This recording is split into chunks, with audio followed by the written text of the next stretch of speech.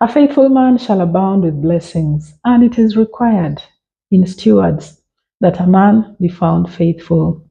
Hello, friends. This is Stella Sano Bokelo, welcoming you again to the Family Enrichment Hub, your center for family learning and for growth. I want to thank those of you who have been faithful and ardent fans to this channel from the time when we started it out, and also to specially welcome those who are new to this channel, and just to encourage you to listen into our prior series and topics for your personal learning and for your growth. Today, I want to be speaking about a rather controversial subject, and that is understanding the priority between your spouse and your spiritual leader. I've had the opportunity to listen in to so many prominent and rightly thinking spiritual leaders who are authorities with regard to the institution of family. And there is general agreement that you should not give honors to anybody that you do not give to your spouse first. In other words, charity begins at home. Do not honor your spiritual leader over your partner.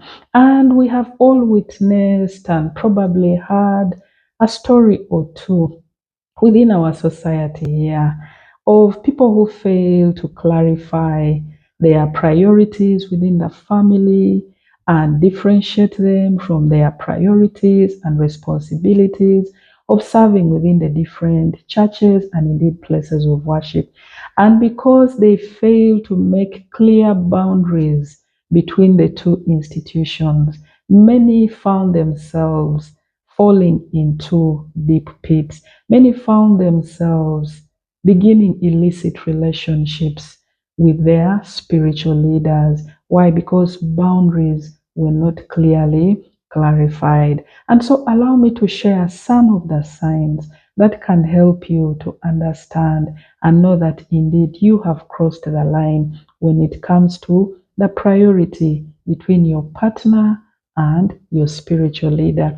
And the first one is when you're together with your spouse and your spouse's conversations are 50% speaking about the spiritual leader. That's a tell sign of their priority, their love, their attention has moved to the priest or the reverend. Because the Bible teaches us that out of the abundance of the heart, the mouth will speak. And so, what your partner is speaking about when they are talking with a lot of adoration about the spiritual leader, it's a tell sign that their priority has shifted from you, the partner, it is now on the spiritual leader. Also, look at where you have family decisions to make, and every time one of you wants to engage and involve the spiritual leader. I have no problem people involving spiritual leaders in matters relating to decision making, but where every decision has to involve the spiritual leader, it becomes very problematic and very suspicious, because what is this that you cannot do independently as partners, and you agree and you move on together without necessarily indulging the presence and the attention of the spiritual leader all the time? So, where one partner is always consulting their spiritual leader to approve or disapprove of your family decisions, it's a tell sign of priority has shifted. They are no longer believing in you, the partner, and they have put their trust and their belief in the spiritual leader. You find yourself with your priest, your pastor, your reverend at very ungodly hours, at a time when you're supposed to be together with your partner. For you, you're comfortable being with your spiritual leader. It's a tell sign of priorities have changed. Your love and adoration is now to your spiritual leader, and it is not to your partner. You gave your priest the highest honors. I've seen people do these things. You're willing to do the washing, the cooking. You're willing to do personal service to your spiritual leader. You kneel, you prostrate, you bow. Others have even taken it a notch higher of kissing the shoes of their spiritual leader.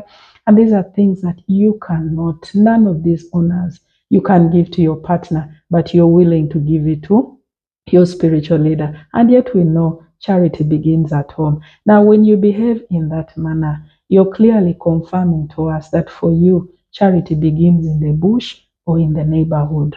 Because your first love and attention, it has to be given to your spouse before you give it to any other person. The priest's requests are like the law itself.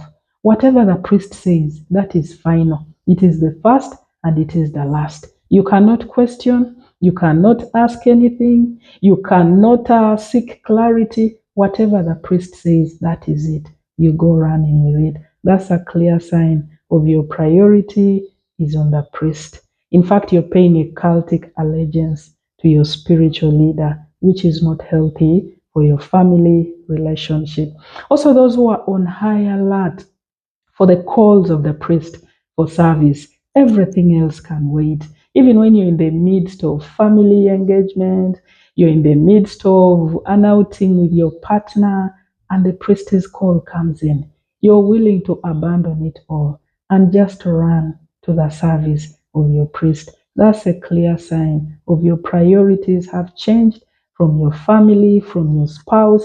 It is now the priest who is number one in your life. Like I've already mentioned, you're willing to do personal services to the priest that you never do for your partner. You can wash clothes, you can do the ironing, you can do the cooking for your priest, but these are things that you cannot be seen doing where your partner is involved. It's a clear sign that your priority is on the priest and it is no longer on your partner. You'd rather be in the church, in the place of worship, being around where the priest is, than be home ministering to your spouse and to your children. It's a clear sign of your priority has moved from your partner, it is now to the priest. You enjoy the priest's company over your spouse, and you clearly spend more time with your spiritual leader. It's also a sign that you've actually fallen, you're off track. Your priority, your love, your attention, and your adoration are for the priest.